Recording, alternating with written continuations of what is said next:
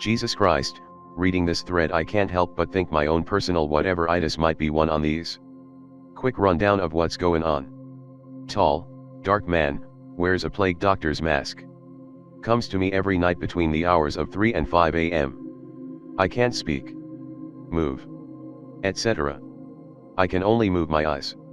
He stands right at the side of my bed mostly. Sometimes he's hovering directly above me. Can't always see him perfectly. Fucking talks to me. Usually about my activities or general thoughts throughout the day. For example, he's asked me about my writing, what I want to do this summer, how I'm going to live after I eventually move out, when I'll finally go camping, etc. He knows I can't answer and just prattles on for maybe 10 minutes a day, usually gives sound advice if I need it. He even knows when I've told people about him and has called me out on it before, but doesn't mind so much. This has been going on since August 2011 and only in the last 6 months has it become a nightly thing. Used to only be every couple of nights. I've also had some really fucked up paranormal encounters where he's come to me after the fact and told me things about what it was I saw/heard/whatever. Sometimes he'll even warn me before I go places or tell me about things I didn't even know I was near. I don't think he's evil by any means, but I can't really say he's my guardian or some shit. He just seems like a friendly passerby that won't leave.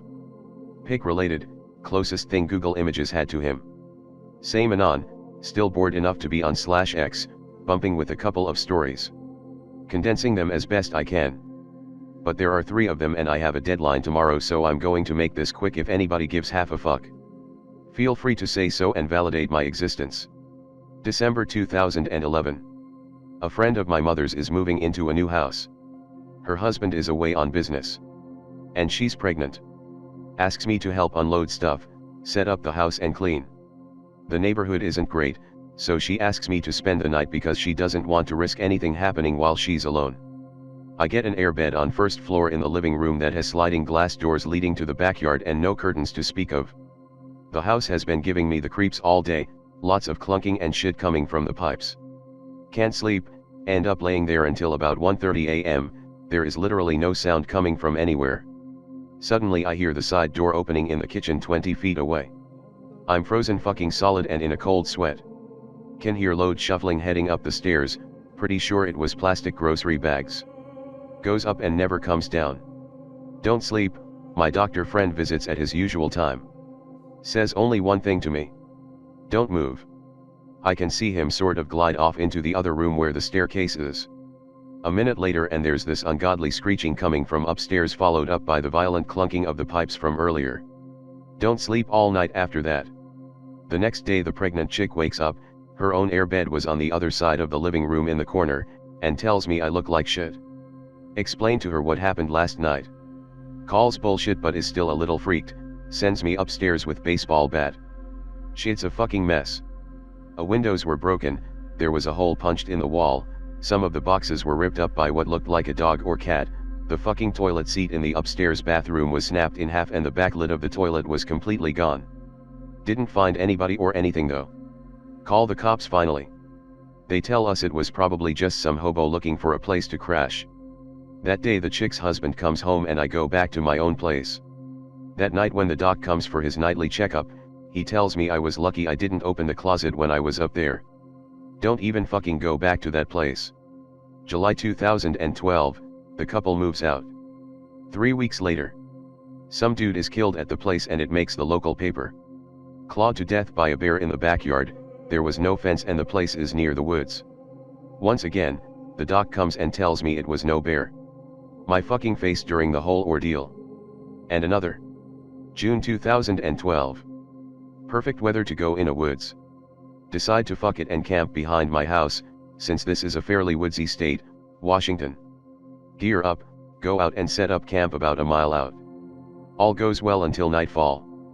Fucking shit, I forgot the flashlight, why am I so autistic?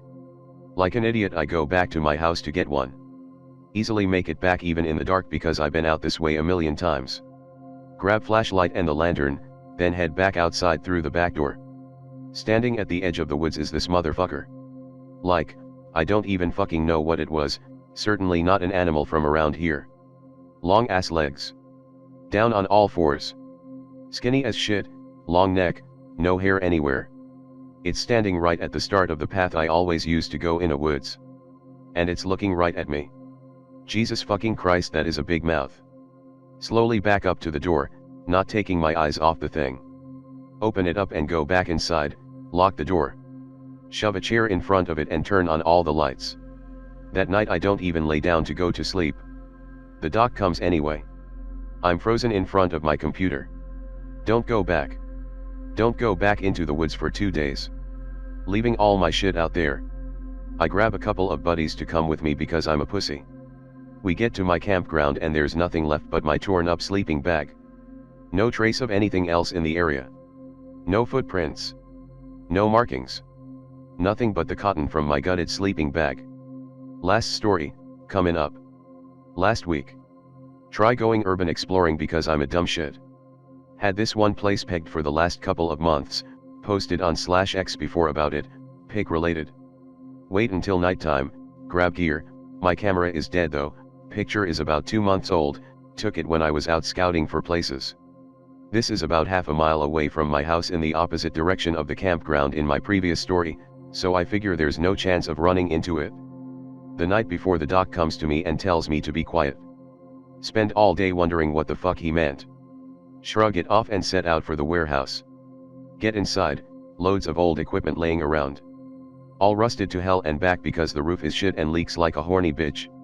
Really deep inside there's this makeshift skate park ramps and crap made of wood and chunks of concrete. Really wishing I had my camera right now. Suddenly footsteps. I duck behind a pile of crap in the corner by one of the doors. 2 guys walk in from the other side of the room dressed in black. Talking about I don't know what. Another guy comes in from the door to my left with a black plastic bag. He greets the other 2 coldly, then throws the bag at them. The 2 open it up, whisper something to each other and throw it back. The guy with the bag says with a heavy Irish accent, "All in place for the delivery." One of the 2 in black just nods, the other has his cell phone out and is typing something. Irish guy says it's been a pleasure, gents, then turns on his heels and leaves the way he came. The 2 guys in black just stand around for a few minutes, seemingly for no fucking reason whatsoever before leaving. All this time I'm scared out of my mind, no idea what the fuck just happened. I wait another half an hour before leaving just to be safe. When I get home I call the cops but they never follow up. Trying to sleep that night was a nightmare, didn't stop doc. You need to stop sticking your nose in where it doesn't belong. I know you aren't trying to, but you simply must put in some effort against it. Still haven't bought a new camera so I can go back and take more pictures. And I still don't know what the fuck the doc is.